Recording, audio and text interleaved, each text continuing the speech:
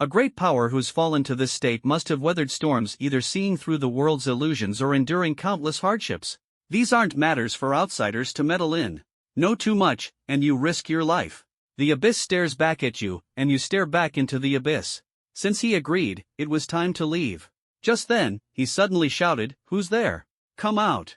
At the same time, the copper coin on me lit up and vibrated incessantly. I pulled it out to see it was the ancient bronze coin Wang Shui had given me. It was finally happening. The relic my grandfather left me was delivering its promise. I hadn't expected them to come all the way here. I thought they'd only come to the old house. Could they be tracking me through the bronze coin? But I couldn't see anyone, nor did I know where they were. Why didn't they show themselves? Suddenly, another presence appeared. The old beggar knew it, I knew it, but no one knew exactly where it was hiding. The ancient bronze coin responded, signaling a connection. The old beggar seemed to understand, bowed to me, and said, "I take my leave. I will carry out what you asked." Then, with a sudden slam, the door closed.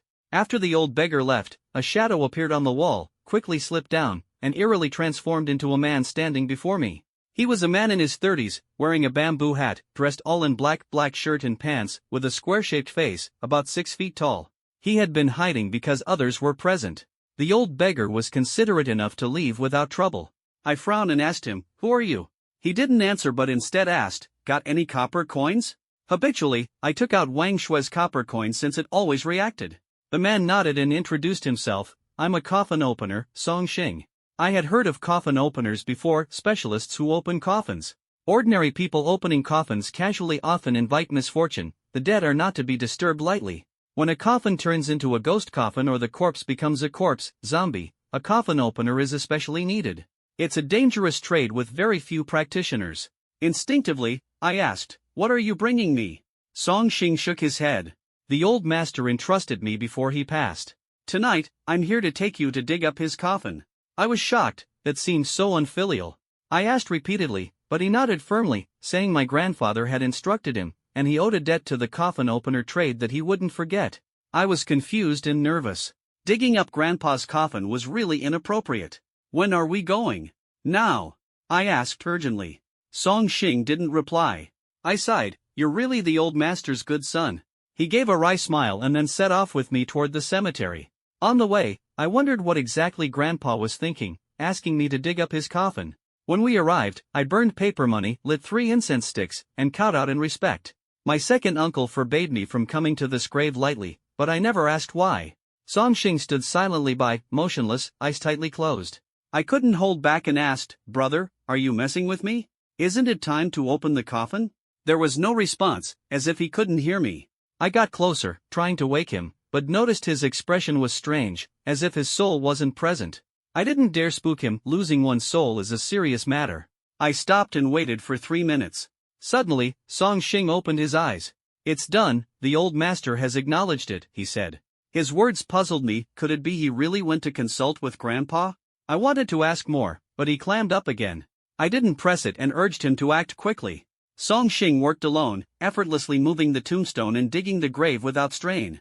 After an hour, a coffin appeared before us. Grandpa's was a vertical coffin, completely different from others.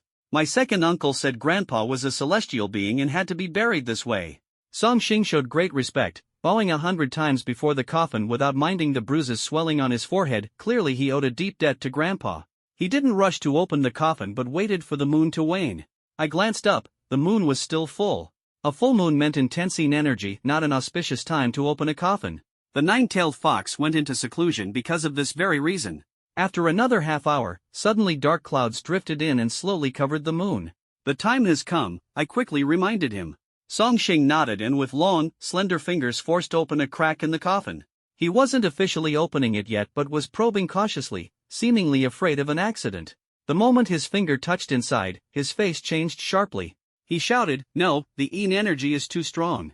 For the coffin to be saturated with Yin energy like that, was there going to be a corpse transformation? Impossible."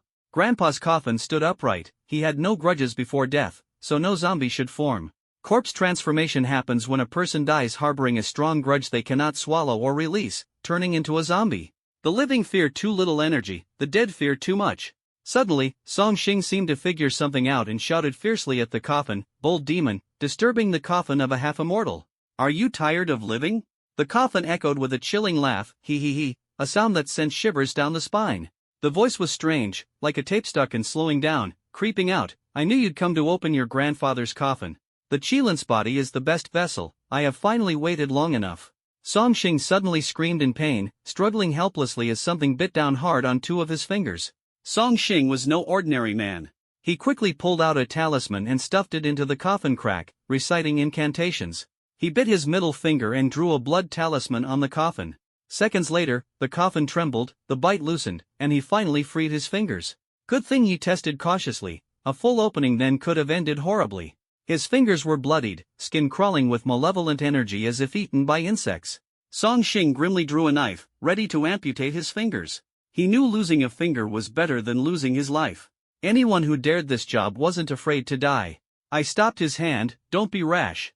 I can dispel these demonic energies. Don't cut off your fingers needlessly.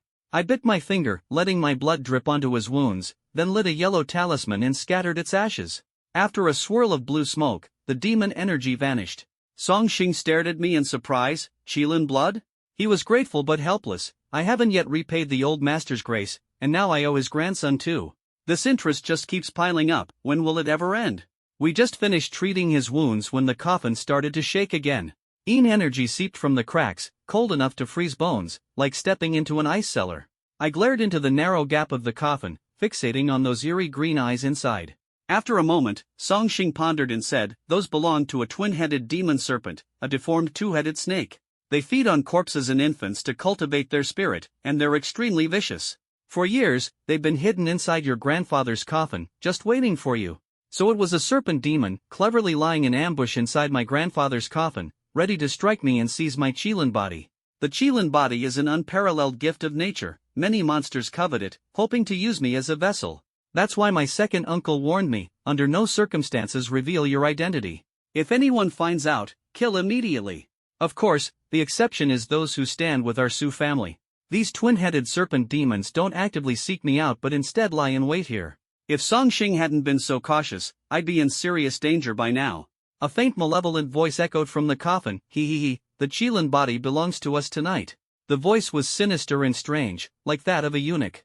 The twin-headed snake demon, one head yang and the other yin, is extremely wicked when fully grown and even preys on its own mother. The demonic aura was thick, the scariest monster I've ever encountered. Although I dared not be careless, I had 2 lives to spare, and that blood jade could protect me once in this deadly battle. I believed I could win. Suddenly, a steel whip-like serpent tail burst open the coffin seam, sending the nails flying wildly with a loud bang. The tail was thick, cold and gleaming, moving at lightning speed toward me. Song Xing tried to help, but was thrown back, powerless to fight. I ignited a yellow talisman, burning it onto the serpent tail. Sparks flew, but it barely caused any damage, just knocked off a few scales. The tail glowed fiercely and swept wildly, attempting to entangle me and drag me into the coffin to steal my Qilin body. I chanted an exorcism spell, dodging while slashing at the tail with a blood-stained bronze coin like a blade. But the scales were thick and the demonic aura like armor I couldn't break through. The tail struck swiftly, relentless in pursuit. If this dragged on, I feared I wouldn't last. Urgently, I traced a talisman in my palm, muttering a spell. Power surged from within me, and the rune in my palm shone with golden light. When the tail attacked again, I struck down with a palm. Bang! The serpent tail was blasted aside, the scales crackled loudly. The air filled with the smell of burning and something revolting, unbearable. That palm strike consumed a considerable amount of mana. It was one of the highest secret techniques from the Fire Pearl Forest that exorcists demon-slaying / incredibly powerful. But this serpent demon was no ordinary foe. I had barely wounded its tail. To completely slay it was clearly not so easy. Moreover, it refused to come out of the coffin. No matter how hard I fought, it would be a deadly struggle with uncertain outcome. At that moment, the dark clouds dispersed, revealing a full moon hanging high again. Moonlight streamed onto the coffin. Suddenly, the coffin shook violently, as if something was about to happen. Then, with a pop, a hand emerged from the coffin seam, resting on the outside. The serpent demon seemed terrified, its 2 heads wildly fleeing in panic, displaying extreme fear. Opening a coffin on a full moon night was ominous. Too much yin energy could trigger corpse transformations. My grandfather's coffin wasn't fully open, but the seam was wide, many nails had fallen off, letting moonlight seep inside. Even more terrifyingly, the coffin itself was undergoing some strange change. At first, Song Xing's expression shifted. He shouted, "This is bad." Then he furrowed his brows, seemingly troubled.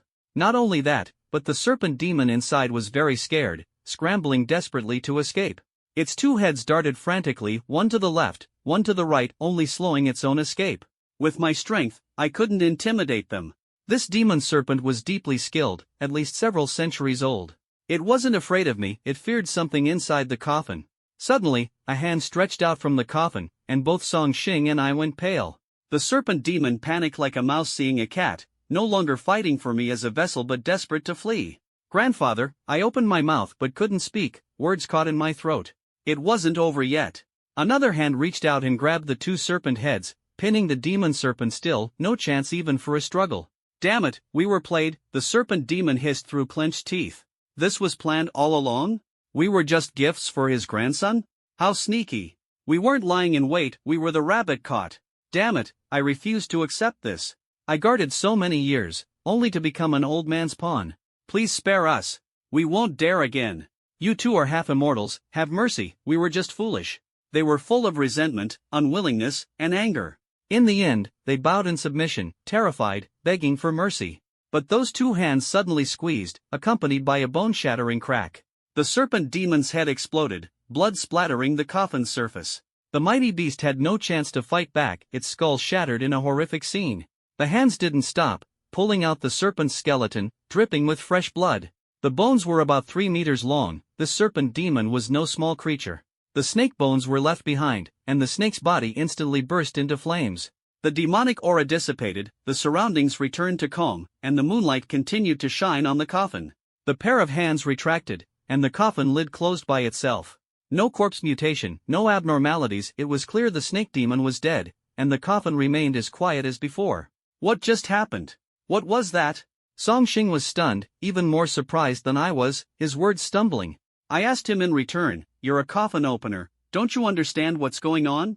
He swallowed hard, gazing at the full moon inside. Half-immortals are really powerful. Ordinary people just can't see through this.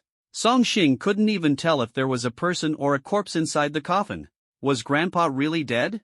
If he was, then digging up the ancestral grave would be unjustifiable. If he wasn't, how do we explain the coffin and the tomb? I told Song Xing to open the coffin lid and take a look. After all, the snake demon was already dead. He nodded and carefully opened the coffin as I requested, his hands trembling. Although he was a veteran, having opened over 300 coffins and witnessed all kinds of unexpected situations, tonight's events unsettled him deeply, leaving him utterly perplexed. When the coffin was finally opened, I saw Grandpa for the first time with my own eyes. His body was remarkably well preserved, his skin almost like that of a living person, completely uncorrupted. Wait, hadn't Grandpa's skin been given to the nine-tailed fox? Why hadn't his body decayed after all these years? These two questions shocked me. I couldn't make sense of it at all. But I was sure Grandpa was dead. Death is death. Even as a half-immortal, he wasn't a true deity. To be dead but still living, that would be a miracle.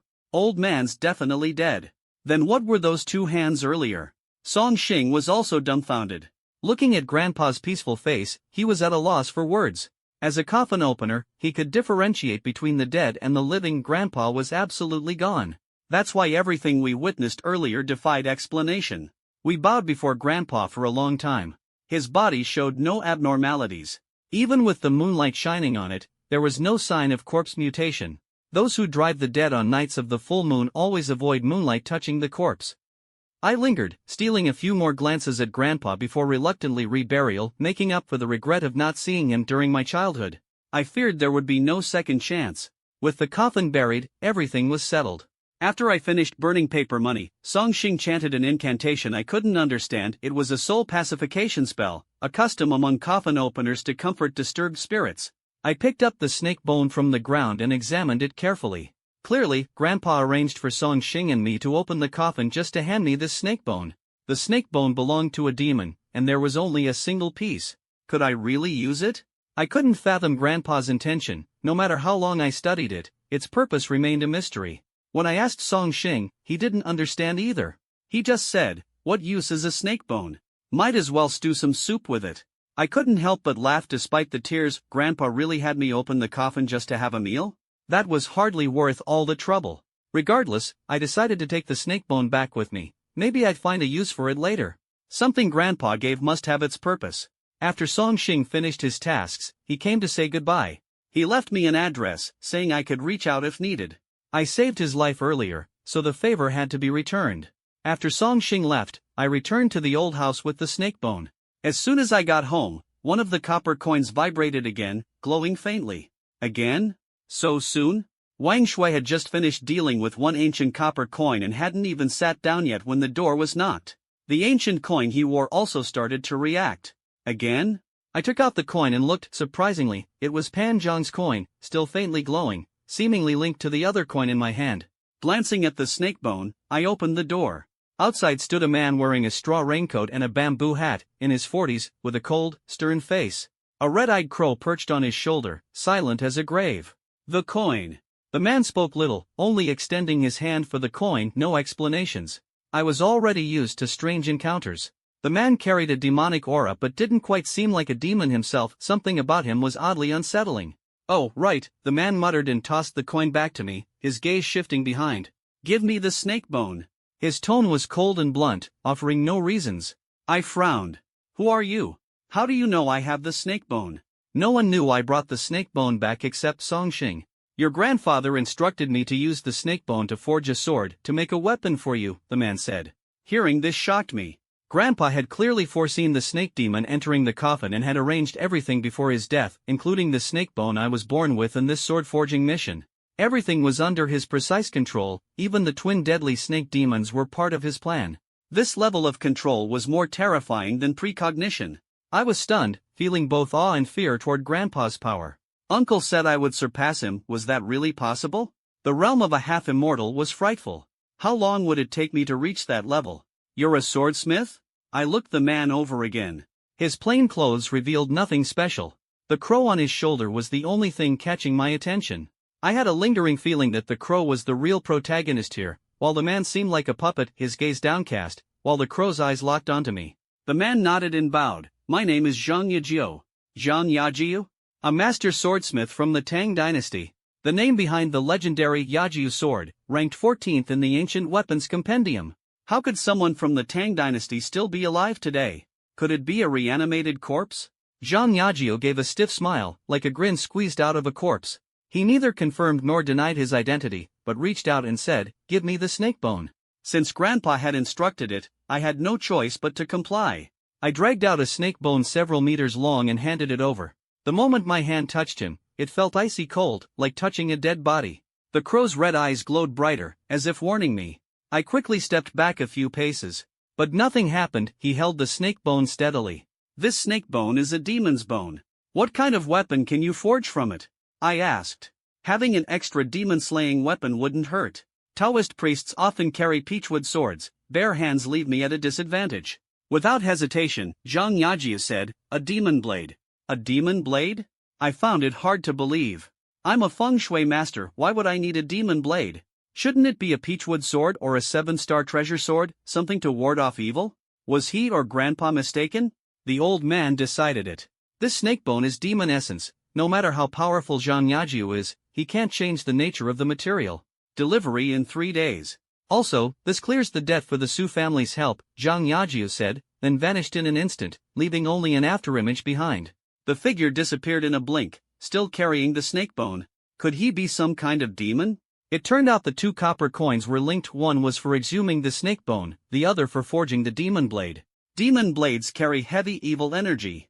I wondered if I could even use it. What was Grandpa planning with this thing? Lost in thought, I suddenly froze.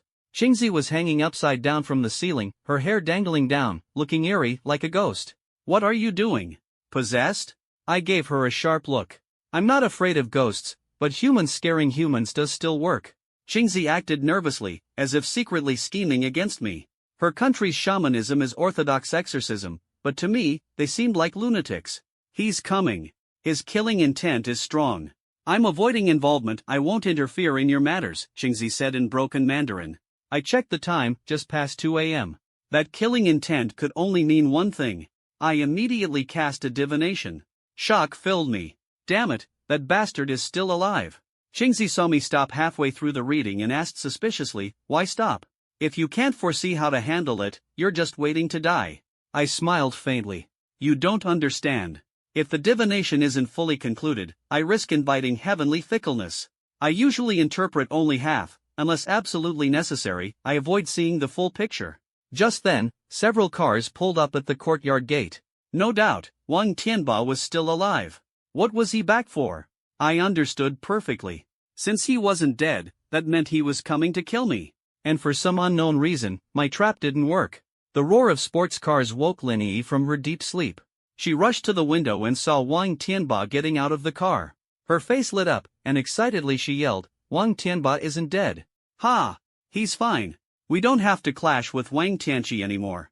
Su Yang, later you should apologize to Wang Tianba, don't fight back, and don't talk back, that way, we'll all live." I almost laughed out loud. Not dead? She had no idea how ruthless Wang Tianba was. That bastard kills without a second thought, crossing him is worse than death. No sooner had she spoken than gunfire erupted outside, bullets shattering the window glass, scattering shards everywhere. Linyi crouched down, clutching her head, frightened but unharmed. Her innocence shattered in an instant. Wang Tianba would never let us live. He had already started shooting. "You little bastard, how dare you set a trap for me? I'll never forgive you. No one in this city can mess with me. Tonight, I'll tear you limb from limb." Wang Tianba roared. Not just him, his men were armed too. Over 30 burly thugs followed him. We were just one guy and 2 women. This was pure bully behavior, brazenly brandishing guns. Call the police? It won't help, his connections will get him off. If he'd gone to jail, he wouldn't be so cocky now. Tonight, it's either him or me. I had to kill him. I quickly called Fong Ting. Unlike the cold-hearted old beggar, she was normal and decisively agreed to help. Linyi panicked, calling in the middle of a life-or-death fight? Gunfire is non-stop outside, the door is full of bullet holes, and this old house is remote, no one will hear. She trembled, clutching her head. Jingzi clung to the ceiling like a ghost, just waiting for me to die. Killing me wasn't that easy. Even with guns and numbers, they might not win. Just a disorganized rabble. Don't be afraid. Come here, look at me. I grabbed the terrified Linyi, making her look into my eyes, and began the ritual. Although she was useless, she could be a tool. That's exactly her role. What are you doing? She stammered, completely confused. Wang Tianba was about to break down the door and kill us. I ignored her, burned a yellow talisman, and forcefully poured the ash mixed with water into her mouth. If you don't want to die, swallow every drop. After she swallowed the talisman ash, I pressed a bloodied copper coin onto the back of her head, sticking it firmly like glue. 5-star town colors, shining upon the netherworld. 5 celestial shadow ghosts, all heed my command. Shadow Master invites the Emperor. Evil spirits, submit sincerely. Urgent as law commands, invoke the spirit's curse. I chanted the spell, forming hand seals. A chilling wind howled as a dark shadow flashed and slipped into Linyi's body. With the spirit possessed, Linyi instantly transformed into a ferocious vengeful ghost, her entire body glowing green. Veins bulged purple and blue on her face, hair wild and disheveled, so terrifying it sent goosebumps down my spine. "Heh, come on in, little darlings," I sneered coldly. The old house's heavy front door thundered to the ground. Wang Tianba deliberately refrained from breaking it down, he just wanted to scare us. He stepped inside carrying a fresh human head, bloodied and heavy. The severed head rolled on the table until it stopped, eyes wide open in a gruesome sight. "You little punk, stop hiding, I know you're here. Mess with me, Wang Tianba, and it'll only end in death. Good thing I'm careful enough to send my men ahead." Guess what? A female ghost pounced, bit one of them to death, only his head's left. If that had been me, do you think I'd still be alive? Trying to mess with me? Dream on.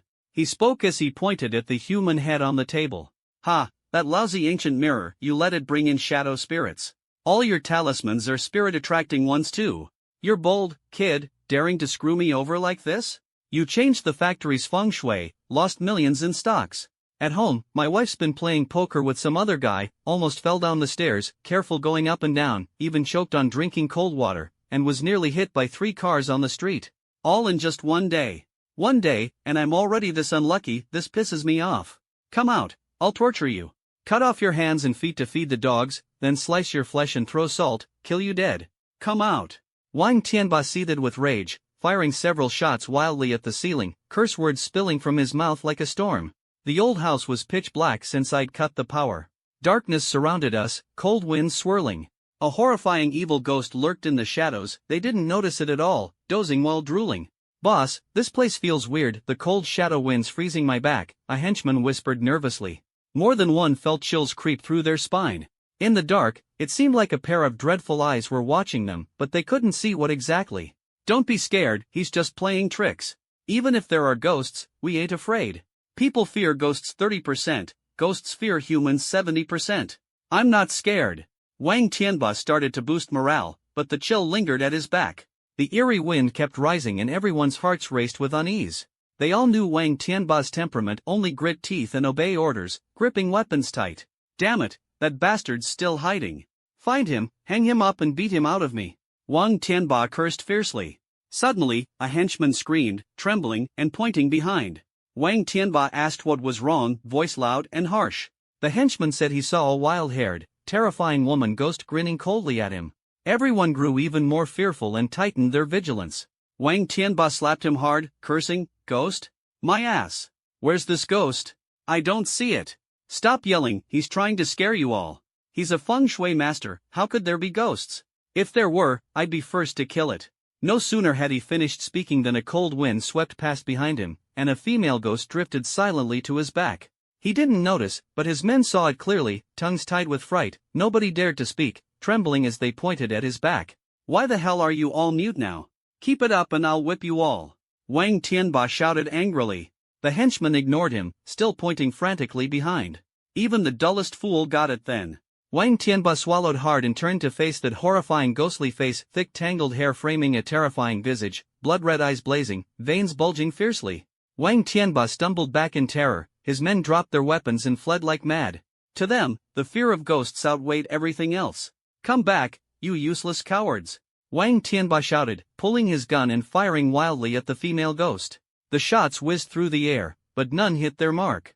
The ghost darted and dodged swiftly. Wang Tianba emptied his magazine without a scratch. "Boss, run!" The henchman had already abandoned him, shouting outside the courtyard. But the ghost bit down hard on Wang Tianba's arm, snapping it off in a bloody mess. "Ah!" Wang Tianba collapsed, writhing in pain, screaming, his face twitching uncontrollably, trembling all over. He never imagined this would be his fate. "Stay away! Get off me! Help me! You worthless bastards!" he screamed.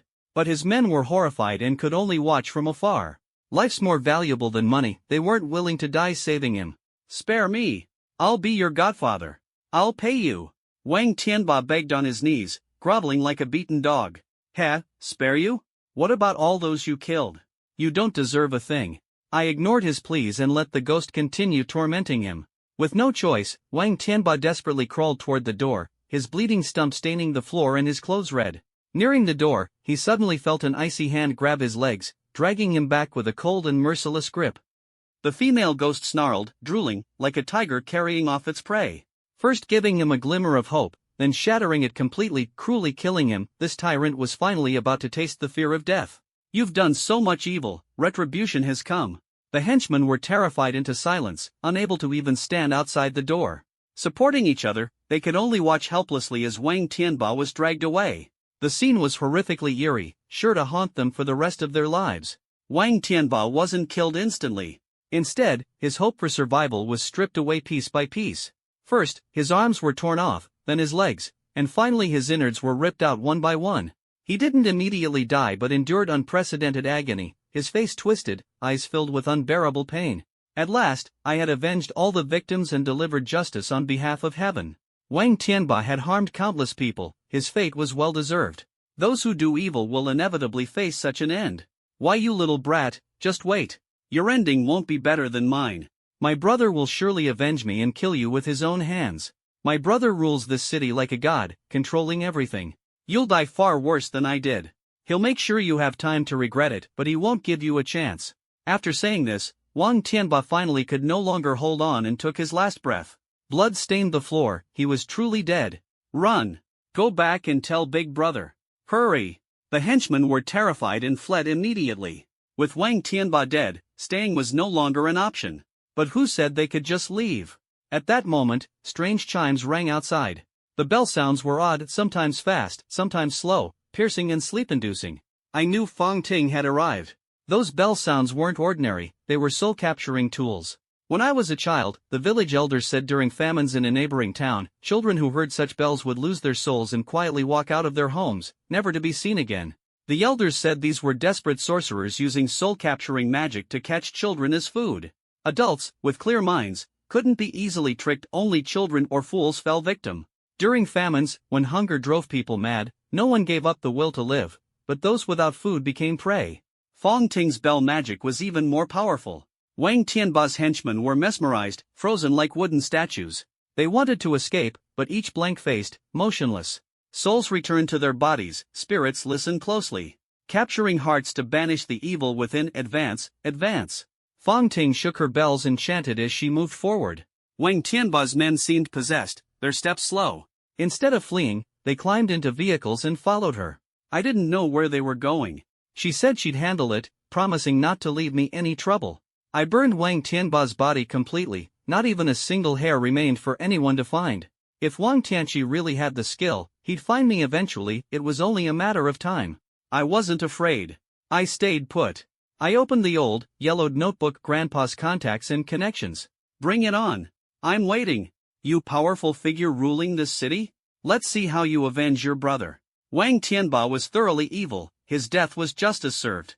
I killed him on behalf of heaven and conscience clear. If someone comes for revenge, I'll face them to the end. But the one who truly caused his death wasn't me, it was Lin Xiao. Lin Xiao didn't recommend me to Wang Tianba to kill me, otherwise, he'd still be living carefree right now. Yet, he personally sent Wang Tianba to hell. I had already expelled that evil spirit from Lin Yi. After being possessed, she collapsed weakly, forgetting everything that had happened. She woke the next day sore all over, the side effects of being possessed. This was a dangerous move, easy to summon spirits but hard to send them away. If the vengeful ghost refused to leave, Lin Yi's life would be at risk. But my cultivation was stronger than the ghost's. It dared not disobey, or I would have reduced it to ashes. When Lin Yi woke, she was terrified. She remembered the night Wang Tianba opened fire, but didn't understand why she'd passed out, or even that Wang Tianba was dead.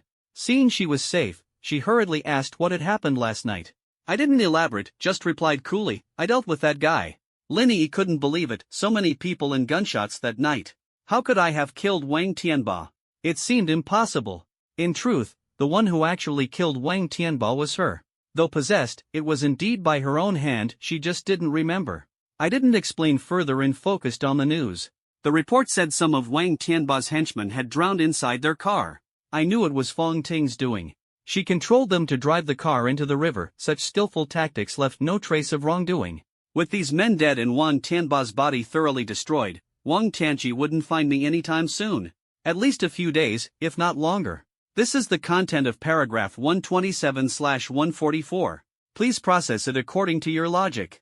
Keep the original paragraph structure, line breaks, and overall layout.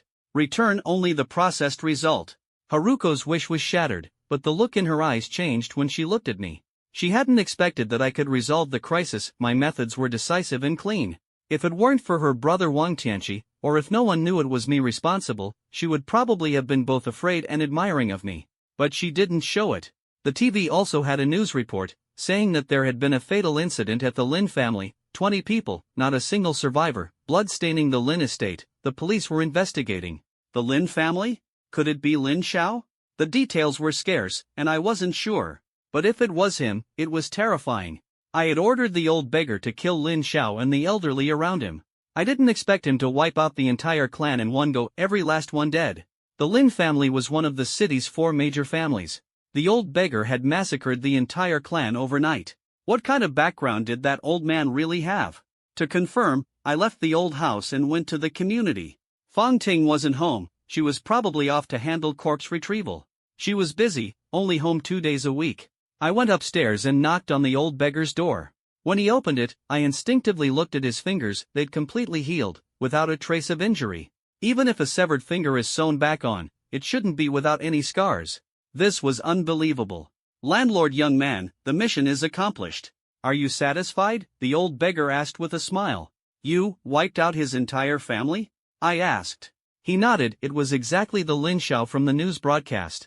So ruthless, an entire clan wiped out. A chill ran down my spine. He was smiling warmly, but I felt a coldness from him. Luckily, we weren't enemies. The Lin family isn't ordinary. Killing just one would only cause trouble. It's better to kill them all and avoid future disasters, the old beggar explained. To me, this was actually a good thing. Otherwise, with Lin Xiao dead, the Lin family would definitely come after me. After all, he had been to the old house and had recommended me to Wang Tianba. Now that the entire Lin clan was dead, I saved myself a lot of trouble and everything was neat and clean, with almost no clues left behind. It would be much harder for Wang Tianqi's side to investigate me. Apart from the Chen family, almost everyone tied to me in this city was dead. Old man, then what happened to your finger? I remember, you seem to have bitten it off that day. At last, I voiced my lingering doubt. The Lin family thing was ruthless, but I was quite satisfied. It was just this finger thing I couldn't figure out. The old beggar looked at his fingers and said, I lost a finger to save my life, then reattached it when I got back. Lost a finger to save one's life? I'd never heard of such an extreme measure. Does that really exist? I wanted to ask more, but the old beggar cut me off, saying it was a secret within their sect, not something he could explain. How did you reattach it? Why isn't there a single scar? There should be at least a mark, right? I pressed on. This old beggar must be very powerful. If he'd fallen to begging, it was truly a tale of misfortune. He smiled and said he used soul energy. The entire Lin family's souls helped him reattach the finger, so no trace remained. Soul energy to reattach a finger? I was stunned. Such a rare method. Luckily, he's on my side, otherwise, the consequences would be unimaginable. Grandpa was right, this really is a treasure. Thinking of young Master Lin's miserable fate, he lost his life out of spite and dragged his whole clan down with him. The martial world is ruthless, never assume a prestigious background lets you run wild. The son of a wealthy feng shui family, reckless and young, ended up dead with no chance for regret. If he hadn't harbored murderous intent first, it wouldn't have been so tragic. The fact that the family's souls were used to reattach his finger shows how dire his fate was. His soul can't rest in the afterlife. The consequences are clear. I bid farewell to the old beggar and returned to the ancient house. A lot of people died today, all somehow connected to me. It's brutal. If it were someone else in my place, who knows what the outcome would be. The treacherous young Master Lin, the tyrant Wang Tianba, they would have torn anyone else to pieces. Their bad luck was crossing paths with me. Survival of the fittest. Beneath this city's neon lights and nightlife, beasts hide beneath human skin. If you're not ruthless, you'll only be bullied and be the one who dies. This is the rule my master, the nine-tailed fox, taught me. I felt no guilt, quickly forgetting it all. Wang Tianqi wasn't so quick to stir trouble. 3 days later, that night, Zhang Yayo came by with a knife. The knife was pure white like a crescent moon, the handle exquisite, carved with a skull. The blade was wide but dull, sharp enough to cut flesh without pain. You made this demon blade for me? I frowned. The bone knife was blunt. It had faint demonic energy but wasn't as powerful as expected. Grandpa chose it, so it should be good. I just didn't understand why he'd pick a demon blade for me. It's odd for a feng shui master's tool. Zhang Yayo explained that the blade can't kill humans, only cut evil spirits. Grandpa warned never to sharpen the blade. Once sharpened, the knife would turn into a bloodthirsty demon blade that draws blood whenever unsheathed. That explained it. A blunt blade is safer for exorcising evil. Sharpened, it's uncertain who wields whom, the user or the knife. Demon blades are tricky, ordinary people should use them with caution or bear the consequences. Zhang Yayo left immediately after, saying little. I gripped the demon blade and tried swinging it a few times. It felt like it housed a soul inside, definitely eerie. But the blade was smooth and comfortable in hand. It might be perfect for slaying demons. I'd have to try it sometime. Just as he left and I moved to close the door, there was a sudden click. A hand pressed against the door from the outside. I couldn't close it. Who's there? I turned and froze instantly. A chill ran up my spine, goosebumps crawling over every inch of me. A woman stood outside, long hair falling over her shoulders, wearing high heels and stylish clothes, but she had no face. It was the first time in my life I'd seen someone without a face. It was even scarier than a ghost. Her features were entirely missing, her face as flat and white as a blank sheet of paper, no eyes, nose, or mouth, sending chills down my spine. What kind of demon dares haunt my ancient house? Take this blade. Startled, I raised my knife, preparing to fight. The faceless woman seemed afraid and quickly stepped back, insisting she was human, not a demon. How could a person have no face? But she radiated no evil or ghostly aura. She really was human. Could she be suffering from some strange illness? I lowered my knife and asked why she had no face and what she was doing here. She said she was possessed by evil. She showed me a photo on her phone. This was her before. The woman in the photo had delicate features and charming eyes, quite pretty, and her figure resembled the faceless version of it. Could it really be her? The photo was captivating, but the real thing disturbed my heart. Where had her face gone? Had she really lost face? She sighed, saying she'd encountered something strange and no one believed her. She was certain she was possessed and had come to find a master for help. I asked if she had any copper coins. Without coins, I wouldn't help. She reached into her pocket and unfolded her palm, revealing an ancient bronze coin engraved with the character Su. It was fate. I invited her inside. As soon as Linyi saw her, she screamed and nearly fainted. Even Xingzi looked terrified. A faceless person is truly terrifying. The faceless woman was helpless. She didn't want to be like this, but since being possessed, this was her condition. Her life and work were in chaos, her family scared of her, and she had even contemplated suicide. She also went to the temple looking for a high monk, but when the monks saw her, they got scared and ran off clutching their wooden fish. During the day, she hardly dared to leave the house, and at night she avoided people either wearing a mask or covering her face somehow, otherwise, she would scare others and might even get reported to the police. I was really curious about what she had gone through to end up without a face. It was truly eerie. As soon as Faceless Woman sat down, she didn't hesitate to share everything she had experienced. She said anyone else would have run away long ago because her faceless appearance frightened many people off. I noticed she didn't seem too scared herself, which gave me some confidence. Faceless Woman's name is Zhong Min, 25 years old, a hard-working professional who was fairly attractive. On Ghost Festival night, she encountered something unexplainable, maybe even a ghost encounter. That night, she worked late until after midnight before leaving the office. Seeing the streets littered with ashes from burnt offerings and fire pans reminded her it was Ghost Festival. She muttered a curse under her breath and quickly hailed a cab home. When she arrived downstairs, Zhong Min accidentally kicked over a fire pan containing half-burnt photos and ashes. Looking down, she saw a woman's face in the photo, so ugly it made people uncomfortable. The features were distorted, the nose and mouth seemed to be in a contest to see which was worse. Zhong Min had always cared about beauty since childhood and had never seen anyone so hideous. She couldn't help but whisper, "That's hideous beyond belief." She didn't think much of it though, after all, it was Ghost Festival, but living in a scientific age, she wasn't superstitious. Just as she was getting ready to shower at home, a knock came at the door. Zhong Min was puzzled who it could be so late at night. She called out, but no one answered. The knocking continued wave after wave, making her nervous.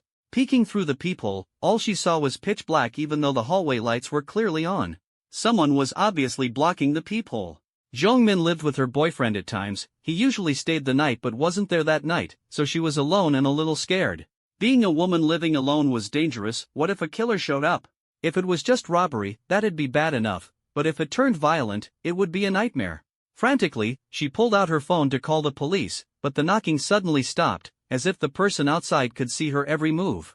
It felt really strange.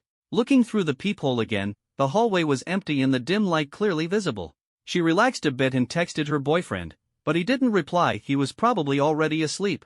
Yawning, she shrugged off her exhaustion and went to shower. Suddenly, the bathroom door opened, making her jump. The door had been locked. How could it have opened? No one had entered. She hurried out wrapped in a bathrobe, but the door was intact with no sign of forced entry. Maybe she had heard wrong? She told herself she must be too tired. The knocking had spooked her and caused hallucinations. Just as she was about to sleep, the cabinet suddenly moved, as if something inside was stirring. Zhong Min screamed, her scalp tingling, hands trembling. She was alone, no pets, and in the dead of night a moving cabinet was terrifying. "Who's there? Who's inside?" she shouted. The cabinet shifted once more, then stopped.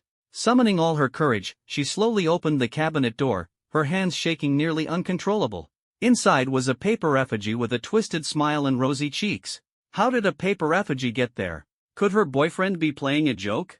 Impossible. Paper dolls are burned for the dead and considered very inauspicious. Who would joke with something so ominous? It was Ghost Festival again, making the atmosphere even stranger. Her scalp prickled. She threw the paper doll out the window. The doll floated in midair, then emitted a creepy laugh before vanishing. Zhong Min thought she had imagined it and shone a flashlight on the ground. There was nothing there. Terrified, she quickly closed the window and crawled under the covers without daring to peek. That night she turned pale with fear and refused to leave her bed. Eventually, she fell asleep but had a nightmare. In the dream, a woman was crouching down, weeping miserably. Feeling sorry for her, Zhong Min tried to ask what was wrong. The woman raised her head, and it was the same ugly woman from the photo in the fire pan downstairs. The woman was not only dead, but her hideous face filled Zhong Min with dread. She screamed and tried backing away, legs weak, nearly falling. The ugly woman approached with a ferocious expression and asked, "Am I ugly?" Zhong Min was too scared to speak. The woman closed in, her features twisted like a demonic ghost, giving Zhong Min goosebumps all over. She ran wildly, shouting, "Stay away! Don't come near me!" The ugly woman gave a sinister smile and really left, but before going, she pointed to Zhong Min's face, her meaning unclear. Waking up, Zhong Min suddenly felt pain in her face, but looking in the mirror showed nothing wrong. The odd dream left her unsettled, so she even visited a doctor. After all tests came back normal, she felt a little relieved. The next day, Zhong Min told her boyfriend about the strange events from the previous night, feeling all this was too bizarre. She even begged him to accompany her to the temple to get a protective talisman, otherwise, she wouldn't be able to sleep peacefully tonight. Every time she thought about the ugly woman in her dream, she felt deeply uncomfortable. Such terrible luck. This is content segment 130 of 144. Please see the process translation below, maintaining the original paragraph structure, line breaks, and overall layout as requested. But instead of comforting her, Zhong Min's boyfriend said something that shocked her. Zhong Min had been with her boyfriend Wang Wei for over 3 years. Their relationship was pretty stable, and Wang Wei cared about her a lot. But after hearing what Zhong Min said, Wang Wei didn't comfort her. Instead, he said oddly, "Weren't you with me last night?" Zhong Min instantly exploded. She asked, "When was I with you? I worked late until after midnight and sent you messages, but you didn't reply. How could I have been by your side?" Wang Wei was stunned but insisted he wasn't lying. Zhong Min had come to see him at 2 a.m., knocking loudly and waking him up. Half asleep, he opened the door and found it was his girlfriend. Zhong Min said she was scared of the ghost festival, took a taxi to find him, clung to him, and tried to be intimate with him 3 times, more aggressively than usual. Wang Wei said his waist still hurt. Zhong Min was dumbfounded. She never went to his place, much less tried anything 3 times. This was utter nonsense. She suddenly broke down in tears, accusing Wang Wei of mistaking her for someone else and sleeping with another woman. Wang Wei quickly raised his hands to swear it really was her. He said without a doubt it was Zhong Min who came to see him last night, only it felt strange, unlike her usual self. They began arguing line by line. Zhong Min accused Wang Wei of making excuses to cheat, while Wang Wei said she was lying and playing him. In the end, they parted on bad terms. Then even stranger things started happening. More and more people claimed Zhong Min was the one seducing them and sleeping with them. Bosses, colleagues, friends, the rumors flew everywhere. Women gossiped behind her back, men wanted to sleep with her. Zhong Min was near breaking point. But she had no idea where these slanders came from.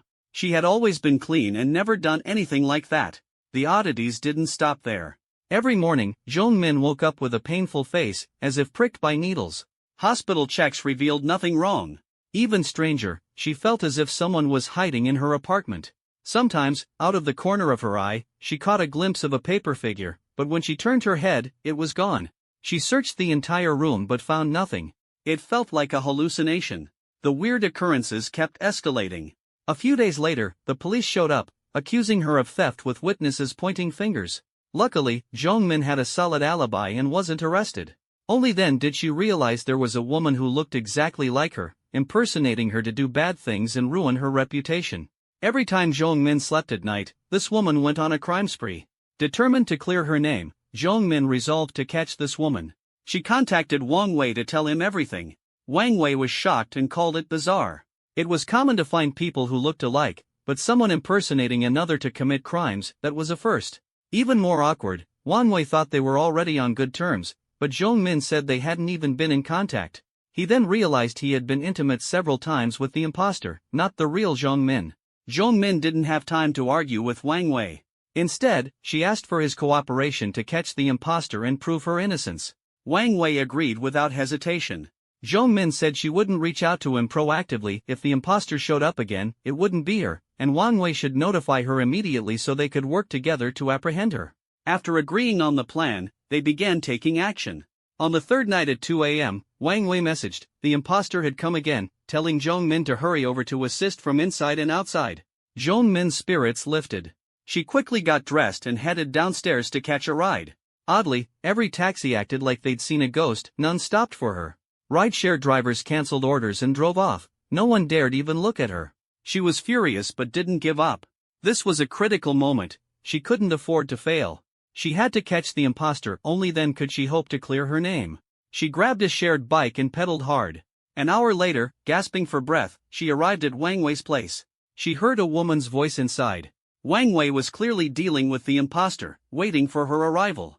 Her heart leapt. This time, she would definitely catch you. The imposter used her identity to destroy her reputation. She'd had enough. She knocked on the door. Suddenly, there was a commotion inside.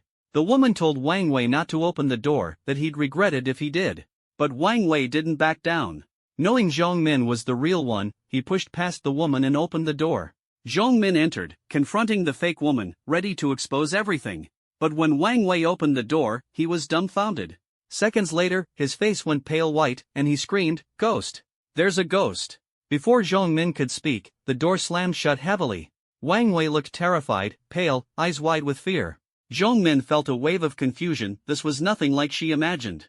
She thought Wang Wei would stand with her, face the woman in the apartment together, expose her, and then hand her over to the police to preserve Zhong Min's innocence. But instead, when Wang Wei saw her, he acted as if he'd seen a ghost, screamed in panic, and slammed the door shut again. What on earth was going on? Zhong Min was stunned. Weren't they supposed to catch that woman impersonating her? Yet her boyfriend Wang Wei was scared stiff, like he'd seen a ghost upon seeing her. This is segment 131 out of 144. Please process the following content according to your logic. Keep the original paragraph structure, line breaks, and overall layout intact. Return only the processed result. After a while, Zhong Min finally realized something might be wrong with her face. The driver's reactions made her heart race, immediately triggering terrifying thoughts.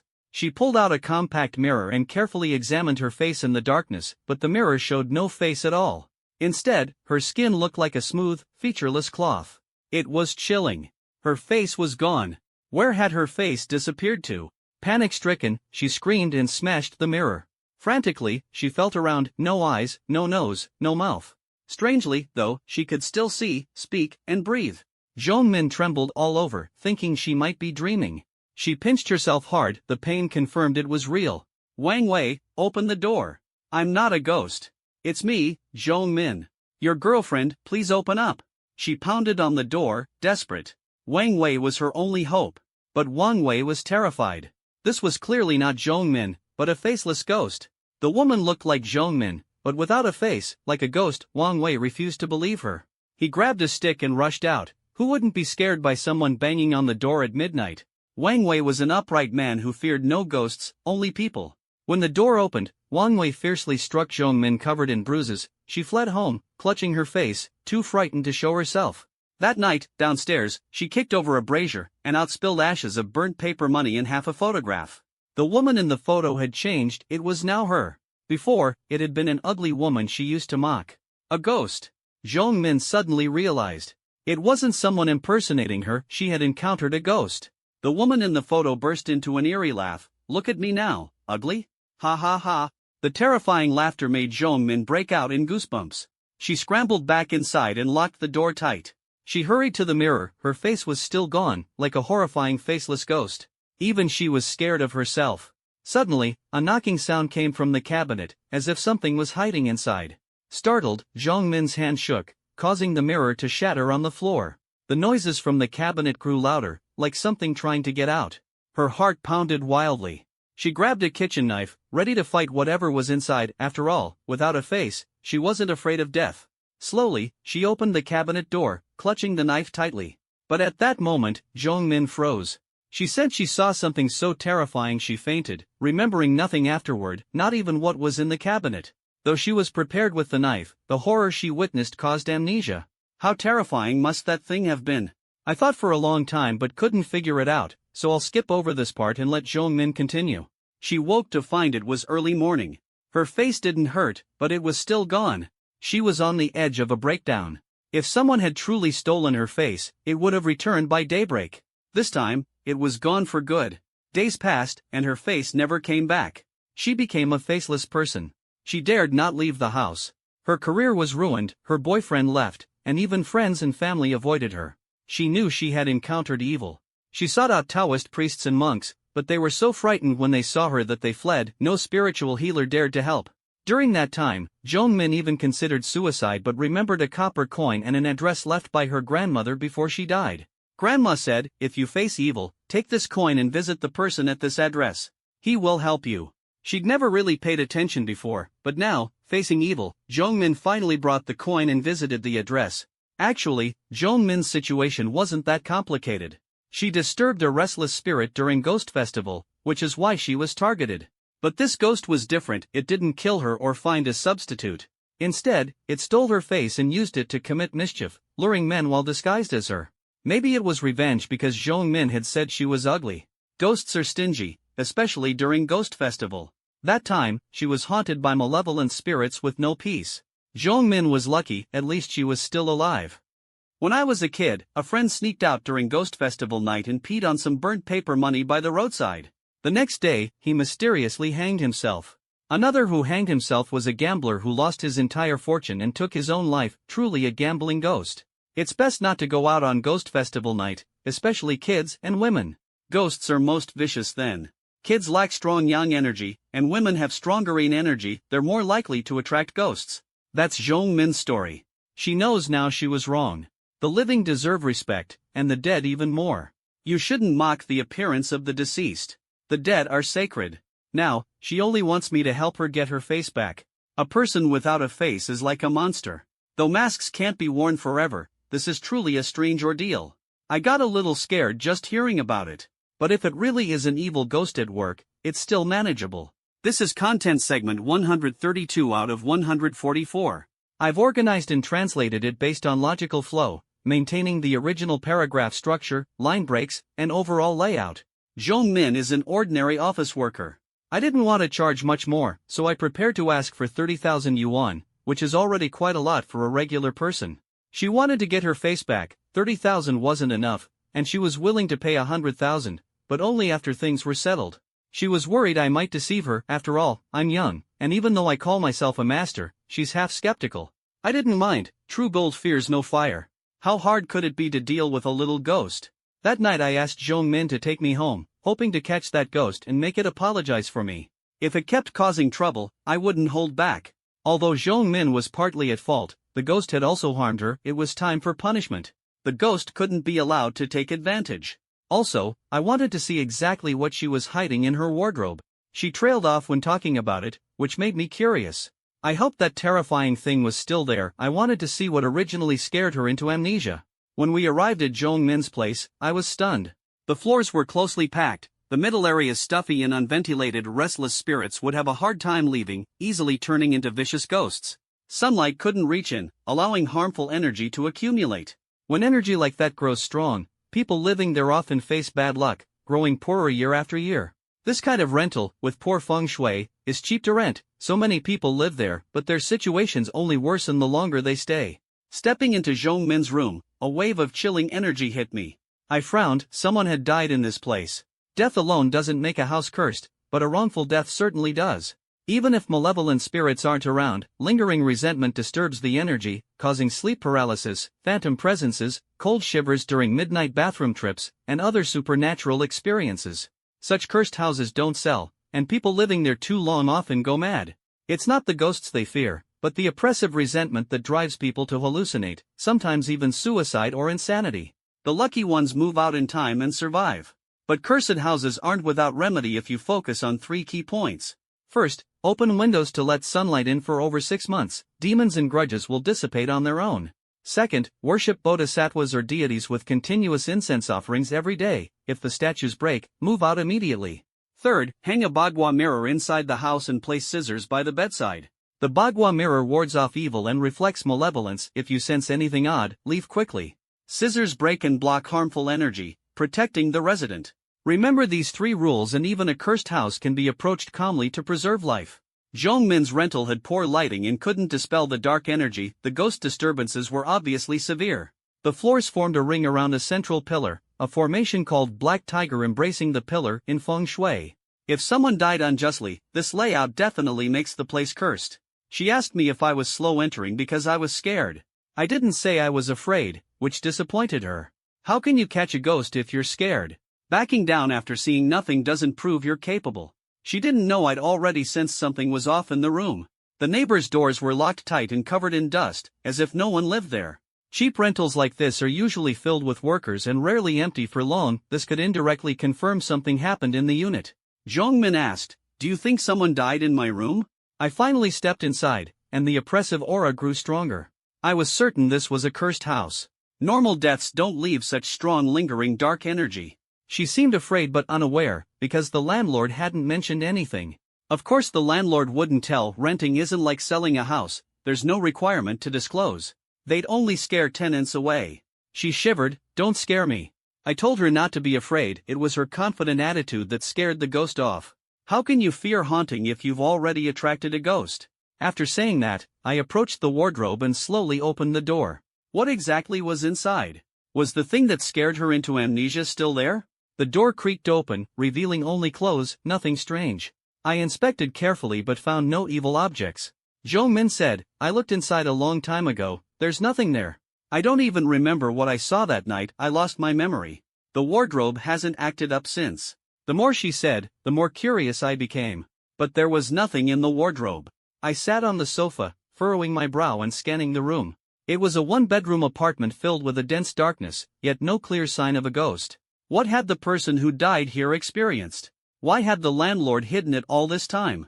Zhong Min really had rotten luck, renting a cursed place without realizing it. And on the ghost festival, something happened again. She was truly hexed. What now? Zhong Min asked. I glanced at the clock. It was just 10 p.m. Slowly, I exhaled one word: wait. I knew that face-stealing ghost would definitely show up again. It came every night. Zhong Min just hadn't noticed. The reason was simple. When something besides the soul is stolen, it automatically returns the next day. The ghost stole Zhong Min's face daily, at first for 12 hours, then the full 24. It struck while she was asleep, making her think her face was gone forever. In truth, the face restored itself at some point, though Zhong Min never realized, or maybe the ghost was manipulating things. This time, I was determined to catch it in the act. I wanted to see what kind of nasty ghost could steal faces. That was rare. I've encountered plenty of death-seeking ghosts, but a face-stealing one was a first. Late into the night, Zhong Min and I sat at opposite ends of the sofa. Though the heavy dark energy hung in the room, nothing happened. By 3 a.m., we were exhausted, and I nodded off with half-closed eyes. I don't know how long I had been asleep when I was abruptly woken by a series of clicking sounds, like something was knocking on the cabinet door. It was eerily strange, and I was instantly alert. Glancing at the far end of the sofa, I saw Zhong Min sleeping soundly, seemingly undisturbed by the noise. The sound had nothing to do with her. I didn't want to wake her, so I quietly got up and approached the cabinet. Summoning all my courage, I yanked the cabinet door open. But it was completely empty, no noises, nothing.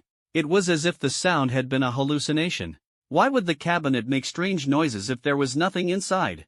As I was puzzling over this, suddenly a claw glowing with an eerie green light burst through the wall, passed through the cabinet, and grabbed my neck. It emitted a terrifying, bone-chilling laugh. I jolted awake, falling off the sofa, drenched in cold sweat. Could it have been a dream? I looked back at the cabinet door. It was perfectly normal, silent, and unremarkable. No, this was a vengeful spirit trying to send a warning in my dreams. There had to be a corpse buried behind the wall behind that cabinet. What Zhong Min had been hearing wasn't the cabinet itself but the wall. Something was knocking on the wall every night, as if trying to break free. That explained the sounds coming from the cabinet. If it wasn't a buried corpse, what else could it be? "Are you okay?" She had woken up from the noise of my fall and hurried over to check. I shook my head, heart pounding with fear and anxiety, quickly getting up but avoiding looking at her. "There's something behind the cabinet wall. Do you have a hammer?" I asked. Corpse burial explained the sinister energy in the house and why it felt like a haunted place. Stories about murders and bodies hidden in walls are common in the news. Zhong Min nodded and said she had a small hammer. She brought it to me, and I pushed open the cabinet again and started hammering the wall, knocking dozens of times until the wall cracked open. A pale, rotting hand weakly reached out, emitting a foul stench that made me sick. A corpse? Zhong Min was so terrified she fell down, crawling backward, covering her face with a couch pillow. Even though her own face was missing, her facial features could still move, which made the scene even more horrifying. I kept hammering, the crack widening until I broke through the wall. Out fell a female corpse and a paper effigy covered in talismans. The corpse was rotten and foul-smelling, but the paper figure was mostly intact, clearly used to seal the corpse. Someone who murdered, buried, and sealed the body was definitely evil. Suddenly, I recognized the face of the corpse. It was Zhong Min. So Zhong Min had been sealed inside, and that was her real body. Then who or what had come to see me? A chill ran down my spine. Turning around, the Zhong Min who had been sitting there was gone. I frantically searched for her and opened the door to find her sitting in front of a mirror, repeatedly brushing her hair. The difference was, she had no face yet in the mirror. Her reflection showed a full face smiling back with admiration. "Do you think I'm beautiful?" she asked sharply, her tone completely different, her voice unrecognizable, as if she was a stranger. I narrowed my eyes and stared at her. At first, I thought she was possessed, but that wasn't it. She had a second personality, a mental disorder. The photos she had shown me before weren't even of her. Her name Zhong Min was probably false. "Who exactly are you?" I demanded, a storm of suspicion and fear raging inside me. She was the first person I had met who hid such a dark secret and schemed so cunningly to come to me. She stared into the mirror, a twisted smile spreading across her face, expressionless yet chilling, and her laughter was sharp and mournful, like a ghost trapped in eternal torment. 3 years have passed. I never thought I'd be able to come out again. If I hadn't seen that paper effigy and the corpse, I might have forgotten who I was, Zhong Min whispered. Then she turned and looked at me. Suddenly, with a flick of her fingers, she muttered an incantation, seemingly commanding something. It was the paper effigy. She was controlling it. What exactly did she want? The paper figure was an object, clearly hers. "Tough luck for you. I'm keeping your face for now. After a while, I'll swap it for another woman's," Zhong Min threatened coldly. "Unlucky me? You're the real loser." Though I didn't understand the full situation, her coming to me was her biggest mistake. At first, things seemed somewhat normal, but then they became stranger and stranger. It was like Zhong Min's second personality took over and used the paper effigy to try to kill me. Suddenly, with a click, the paper effigy sprang to life. It released the corpse, stood upright, grabbed the hammer from the floor, and charged at me like a real person. Zhong Min said gloomily, "Have you heard of Jiazi? Paper burial. I'm the 38th generation inheritor." Sorry. Of course I'd heard of it. That's when paper figures are made to accompany the dead. There are many types, nothing new. The creepiest are the paper humans. Skilled practitioners can make them come alive.